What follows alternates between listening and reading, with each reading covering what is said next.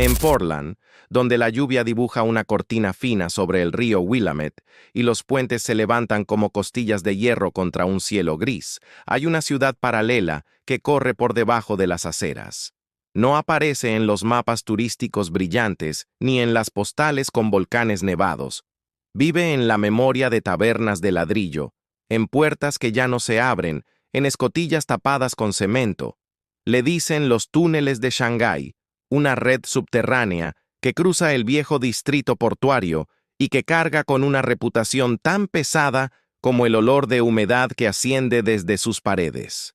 Dicen que aquí, en noches de neón y borracheras marineros, desaparecían por trampas abiertas bajo sus pies.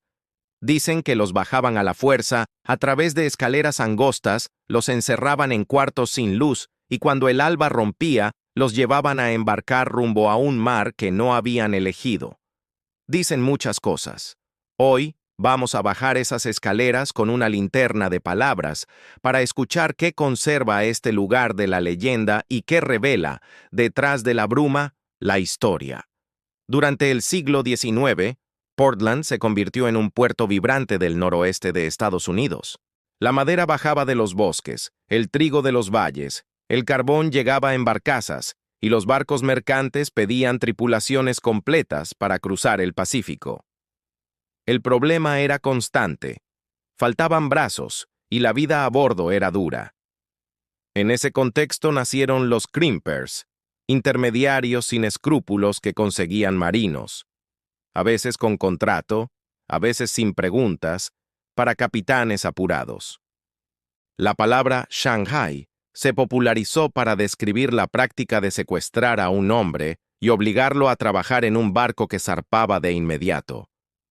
El destino final podía ser Shanghái o cualquier puerto lejano, pero el nombre se quedó. En Portland, la leyenda asegura que esta industria clandestina se sirvió de pasadizos subterráneos para mover mercancías, alcohol, opio y personas. Un laberinto bajo el barrio de Old Town y Chinatown, que conectaba hoteles, bodegas, cantinas y el propio muelle. Bajar a estos túneles es como entrar en una garganta de ladrillo. El aire es fresco y salitroso, y la luz de la linterna parece tener peso. Se ven arcos de medio punto reforzados con maderos, números pintados junto a portezuelas cegadas, marcas de carbón en un muro que alguna vez fue parte de un cuarto de calderas. Algunas estancias conservan estructuras de madera que se interpretan como jaulas o corrales. Otras muestran huecos rectangulares en el suelo que pudieron ser bocas de carbón o pasajes para rodar barriles. Los relatos contemporáneos dicen que por aquí corrían tuberías de vapor, líneas eléctricas a prueba de intemperie y túneles de servicio para mover víveres sin interrumpir el tránsito de carretas en la superficie. Pero a cada paso, el susurro vuelve. También bajaban gente, recuerda alguien, y la frase queda flotando, adherida al ladrillo como un grafiti invisible. El paisaje humano de Portland, a fines del siglo XIX, estaba marcado por el comercio, la llegada de inmigrantes y una tensión constante entre ley y necesidad. Había bares donde el whisky corría con una facilidad peligrosa, salones de baile con espejos empañados y habitaciones en la planta superior alquiladas por hora. Había fumaderos de opio tolerados a medias por la policía, patios interiores donde se tendía ropa junto a jaulas de gallinas, y cementerios improvisados más allá del barrio. Los crimpers, algunos con nombres que aún resuenan en las crónicas, pagaban deudas de jugadores, adelantaban dinero a trabajadores desesperados, y cuando no alcanzaba la persuasión, apelaban a la trampa. Un golpe de cloroformo, una cerveza adornada con láudano, un suelo que se abría con una palanca escondida bajo la barra. Caer no era un acto teatral, era un abrir y cerrar de ojos entre ruido y oscuridad. Aquí la leyenda se vuelve cinematográfica. Se habla de trampillas camufladas en salones de baile, de túneles conectados con bodegas que daban al muelle, de marineros amarrados a la espera de que subiera la marea. También se habla de zapatos apilados como inventario, de marcas de tiza con nombres y precios, de contratos forzados firmados bajo amenaza. Lo histórico confirma la existencia de secuestros y de una economía en torno al embarque de hombres. Lo discutido es el papel exacto de los túneles en esa cadena. Historiadores serios señalan que muchas historias se exageraron con el tiempo, que algunos pasajes no fueron pensados para tráfico humano, sino para utilidades, que la palabra Shanghai Tunnels, como marca turística, es relativamente reciente. Pero aquí abajo las paredes parecen no escuchar debates, responden con silencio y con esa sensación extraña de que alguien pasó por aquí hace un minuto y dejó la puerta abierta. Hay rincones donde el suelo cruje con una memoria propia. En un recodo, una puerta de madera carcomida deja ver un cuarto pequeño, ladrillo desnudo, techo bajo, un cajón de transporte olvidado. Un guía podría decir que allí encerraban a hombres dormidos hasta que un capitán pagara por ellos. Otro guía, más cauto, dirá que era un almacén de carbón. Los visitantes miran los mismos objetos y ven películas distintas. Eso también es parte de la magia y del problema de los túneles de Shanghái. Son una pantalla sobre la que se proyectan miedos, injusticias y escenas de una ciudad que creció a golpes de comercio y resaca. Los relatos paranormales no tardaron en adherirse a las paredes. Se habla de una mujer llamada Nina, o una variante del nombre, asociada a un antiguo hotel del distrito y a una pizzería que hoy ocupa parte de ese edificio. La historia cambia según quien la cuente. Una trabajadora que quiso ayudar a la policía y fue arrojada por un hueco. Una joven traicionada por un amante. Una sombra que se asoma desde el balcón interior. En la mesa cerca del ascensor de jaula, algunos dejan notas que dicen Love, Nina, como si la amistad pudiera construirse a través del tiempo con papel y tinta. Otros mencionan voces breves en los pasillos, pasos que no se ven, siluetas con sombrero de ala que cruzan una habitación en una fracción de segundo. Nada de esto es prueba. Todo de esto es narración. Pero la narración tiene su propia contundencia, especialmente en calles mojadas a las 3 de la mañana. Para entender la potencia de estas historias, hay que recordar el clima social de la época, las leyes antichinas, los prejuicios contra comunidades enteras, la explotación laboral de quienes tenían menos voz. Todo eso alimentó una economía en la sombra donde la vida era barata y la gente desechable para quienes contaban el dinero que entraba por la puerta trasera. Los túneles, reales o simbólicos, son el escenario perfecto para aquello que la ciudad no quería mirar a la luz del día. Si algo inquieta verdaderamente aquí, no es un fantasma que apaga una linterna, sino la posibilidad de que bajo nuestros pies haya transcurrido una geografía de abuso que aún no terminamos de nombrar con su crudeza exacta. Aún así, los detalles materiales atraen, anillos de hierro incrustados en el muro supuestamente para pasar cadenas, marcas de cera en el piso como de velas gastadas por largas vigilias, un pozo cegado que alguien juraría haber visto abierto cuando era niño. Se describen corrientes de aire que viajan por canales invisibles y apagan velas de improviso. Se jura que un tramo de pasadizo desemboca justo bajo una vieja escalera de servicio, por la que todavía se escucha el golpe de unos pasos apresurados. En la memoria colectiva, los túneles no son rectos, son una espiral de relatos que se superponen como capas de pintura. Las visitas guiadas modernas han convertido este mundo bajo la ciudad en un aula y un teatro. Hay grupos que bajan con cascos y otros que descienden con el móvil en alto, esperando capturar algo que se escapa por el rabillo del encuadre. Los guías alternan fechas y susurros, explicaciones técnicas y silencios oportunos. En algunos puntos, apagan las luces para dejar hablar al ladrillo. La oscuridad es un animal que sabe cuándo entrar. Los hombros se tensan, alguien suelta una risa nerviosa que suena demasiado alta, y el mínimo roce en la chaqueta se convierte en evidencia de otra presencia. A la salida, quienes se ríen de sí mismos igual miran 2 veces el borde de cada alfombra, por si acaso. La topografía de la superficie y la de abajo se reflejan. Arriba, Old Town es un damero de bares, restaurantes, murales y edificios de finales del siglo XIX, con cornisas que guardan hojarasca. Abajo, el mismo damero se traduce en corredores y cámaras que parecen hechos para esconder y conectar. Algunos tramos muestran paredes con ladrillo más nuevo, señal de reparaciones posteriores. Otros conservan inscripciones en tiza que nadie se atreve a borrar. De vez en cuando se encuentran botellas viejas, fichas de juego, una bota de cuero sin su par. Cada pieza es una oportunidad para contar una historia. Cada historia, una decisión ética sobre no deformar hasta que todo suene a película barata. No es difícil imaginar cómo funcionaría un Shanghái perfecto desde el punto de vista de quienes lo practicaban. Un hombre entra a un bar después de jornada en el puerto. Alguien le compra una ronda y lo invita a jugar. Cuando la música sube, el suelo cede con un chasquido seco y él cae a un pasadizo de tierra apisonada. Manos conocidas, no necesariamente brutales sino rápidas, lo sacan de la confusión, le anudan las muñecas, le tapan la boca con un trapo empapado en algo dulce y oscuro. Horas más tarde despierta en la bodega de un barco. La ciudad ya es una sombra en el amanecer.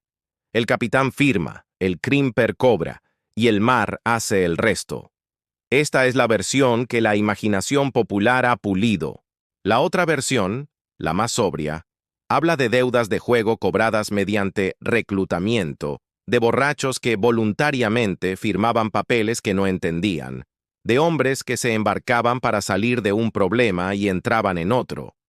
Ambas versiones conviven aquí abajo, y quizá por eso el lugar late. Hay también historias de mujeres desaparecidas, asociadas a burdeles de la zona y a pasillos que permitían a la policía hacer redadas por la puerta principal, mientras los propietarios escapaban por debajo hacia otra calle. La prohibición del alcohol añadió presión al laberinto. El whisky corría por debajo mientras arriba se hacían cumplir nuevas reglas. Hubo peleas de pandillas, apuestas clandestinas, contrabando. Hubo también, inevitablemente, muertes que no llegaron al periódico. Los túneles fueron para muchos atajos de poder. El componente sobrenatural se alimenta de señales mínimas. Un guía deja una pelota en el suelo de tierra y ésta rueda contra un tope invisible, como si algo la hubiera tocado. Una grabadora capta un no brevísimo entre el murmullo de pasos. Una fotografía tomada con el flash refleja polvo. Alguien jura ver un rostro en esa nube. En una esquina, un ollejo de manzana reciente aparece donde nadie estuvo en horas. Y sin embargo, lo más abrumador no es lo que pasa, sino el rumor del aire. Un zumbido suave que viene de la ciudad, de sus respiraderos, de sus tuberías, y que en este universo cerrado adquiere un tono casi musical parecido a una nota sostenida por un órgano lejano. Si hay una banda sonora de los túneles de Shanghái, es esa vibración. La crítica histórica ha intentado ordenar el mito. Apunta que la mayoría de los túneles conocidos fueron construidos para fines prácticos: mover mercancías desde el río sin entorpecer el tráfico de la calle, proteger cañerías de heladas, crear accesos discretos a almacenes y calderas. Señala que el Shanghaiing existió no solo en Portland, sino en puertos de todo el mundo, y que la palabra se usó a veces para describir reclutamientos dudosos, pero no necesariamente violentos. Subraya que algunas piezas del rompecabezas, como trampillas gigantes y cadenas en cada esquina, se popularizaron en décadas recientes, espoleadas por tours y programas de televisión. Nada de ello, sin embargo, borra la experiencia de quienes bajan hoy y sienten que el lugar guarda historias difíciles. La discusión no es un veredicto, es un eco más en el túnel. Una cosa es segura: este subsuelo también fue hogar.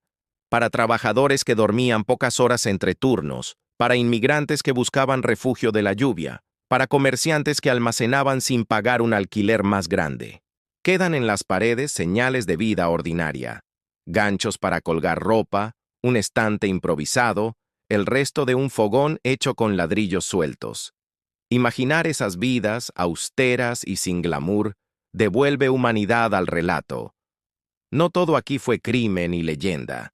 A veces fue solo la necesidad obrando bajo techo. Si decides bajar con una cámara, notarás que la oscuridad se comporta como un animal viejo. Rehuye al flash, pero no huye del todo. Hace guiños desde esquinas donde la luz no cabe. El encuadre perfecto casi nunca ocurre cuando quieres. Más bien sucede en el instante en que bajas la cámara y parpadeas, y el pasadizo parece moverse 1 milímetro, como si respirara. Los guías recomiendan no separarse del grupo, no por miedo a fantasmas, sino porque algunos suelos ceden. También piden no tocar ciertas paredes por su fragilidad y por respeto a lo poco que queda original. Hay lugares que exigen disciplina igual en la superficie y en el subsuelo. La marca Shanghai Tunnels, con sus tours y su mercancía, ha sido criticada y defendida a partes iguales. Sus defensores alegan que el turismo paga la preservación, que sin interés público, estos espacios se sellarían y olvidarían.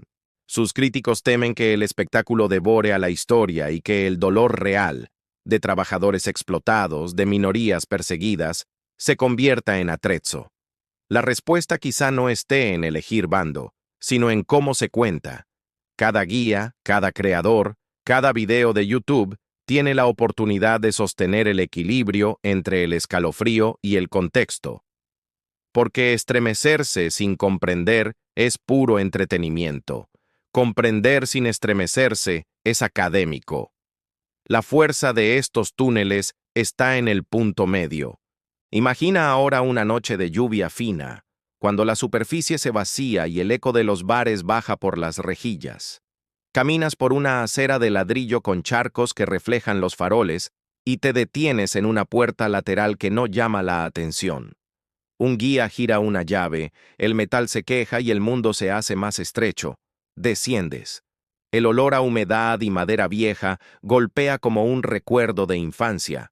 La linterna recorre una hilera de botellas opacas, un carrito oxidado, una pala apoyada en la pared. En un rincón, un sombrero con ala, tal vez parte de un disfraz de tour, tal vez algo encontrado en una limpieza reciente. Cierras los ojos para escuchar. Nada extraordinario. Solo gotas que viajan desde la acera al subsuelo y suenan como un reloj desordenado. Cuando abres los ojos, te parece ver una sombra que cruza. Es la tuya, claro. La linterna se movió. Pero durante un segundo, el corazón subió los escalones más rápido que tú. Se cuenta que algunos capitanes se negaban a embarcar hombres evidentemente drogados. Otros, urgidos, miraban hacia otro lado. Se cuenta que algunos shanghaiers se consideraban empresarios indispensables de la economía portuaria. Otros sabían exactamente lo que eran. Se cuenta que una vez un hombre despertó en cubierta al primer sol de la mañana, vio la costa retroceder como un sueño y decidió quedarse.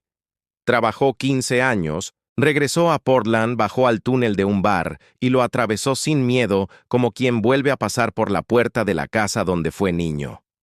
Quizá esa última historia sea inventada. Pero los lugares necesitan mitos que también reparen, no solo que hieran. La mitología de los túneles se amplía con objetos que hoy se exhiben como reliquias. Una baraja de cartas ablandada por el tiempo, fichas de un casino clandestino, un recibo de embarque con firmas en tinta corrida.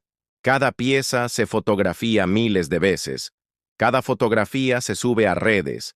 Y así la ciudad subterránea continúa su vida digital. Abajo, sin embargo, todo sigue más lento. La humedad mantiene su régimen, el musgo busca grietas, los techos respiran despacio. A veces, algún tramo se inunda con una lluvia particularmente obstinada, y entonces se cierra el acceso, como si el lugar pidiera un descanso. Los escépticos más apasionados recomiendan mirar los archivos municipales, revisar planos, leer la prensa de época. Dicen que allí la leyenda se vuelve más modesta y, por eso mismo, más trágica. Porque incluso, si la red no fue tan vasta como se cuenta, incluso si muchas trampillas solo movían carbón, lo que permanece es un puerto que supo aprovechar la debilidad de los suyos. Eso no requiere fantasmas para doler, Requiere memoria y una voluntad de no repetir, con nuevas formas, viejas trampas. En eso, los túneles de Shanghái funcionan como espejo. Nos preguntan qué estamos dispuestos a dejar pasar por debajo de la mesa en nombre del progreso. Y sin embargo, al terminar un recorrido, es difícil no sentir el pellizco de lo inexplicable. Una linterna que se apaga en el momento justo, sin motivo aparente. Un suspiro cerca del oído que nadie reclama. Un objeto que jurabas haber dejado a la izquierda y aparece a la derecha. Puedes llamar a esto distracción. Puedes llamarlo sugestión. Puedes llamarlo el modo en que la mente, cuando baja a lugares saturados de significado, fabrica pequeñas historias privadas para hacerle sitio a tanta historia pública. O puedes, simplemente, guardarlo sin nombre y dejar que te acompañe al salir a la lluvia. Subes a la superficie. El ruido de la ciudad regresa como una ola. Los restaurantes encienden estufas de exterior. La música empuja desde puertas entreabiertas. Alguien repara una bicicleta bajo un toldo. Todo es tan vivo que cuesta creer que, un metro más abajo, exista un mundo de penumbra, y sin embargo la certeza queda. Portland está hecha también de lo que no vemos. Tal vez no haya un mapa exacto de los túneles de Shanghái, tal vez nunca lo haya. Pero hay huellas suficientes para seguir caminando con respeto. Porque estos pasajes, reales y simbólicos, nos cuentan que las ciudades tienen sótanos donde guardan aquello que no supieron resolver a la luz del día. Volvamos a una imagen. Un bar con piso de tablas, un pianista cansado, una risa que no termina bien, un hombre que cree que esta noche será un paréntesis y despierta con el mar escribiendo su nombre en un idioma que no conoce. La ciudad, arriba, sigue girando. Abajo, alguien anota una deuda en una libreta.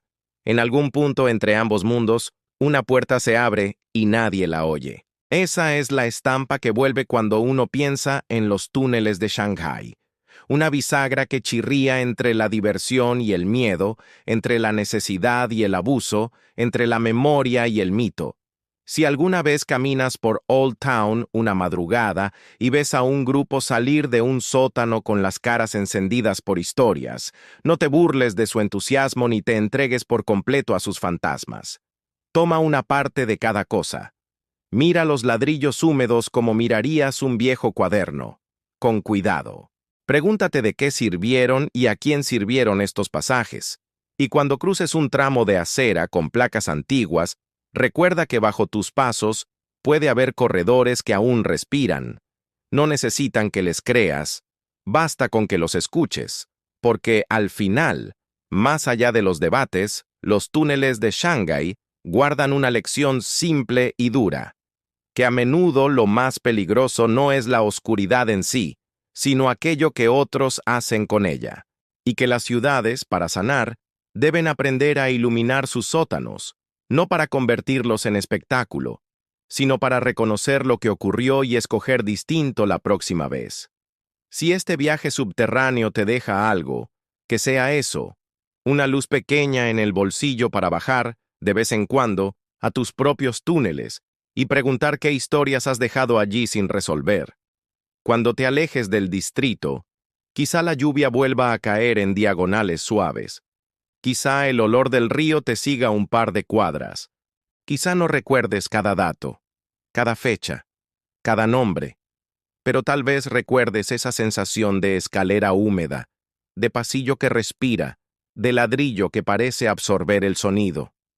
Es la memoria de la ciudad diciéndote que también existe debajo, que la historia nunca es plana y que las mejores preguntas a veces se hacen en voz baja, con un poco de barro en los zapatos. Los túneles de Shanghái no exigen fe, exigen atención. Y a quien baja con respeto, le devuelven lo que toda buena historia devuelve, la certidumbre de que incluso cuando no lo vemos, algo nos está mirando desde el otro lado del muro.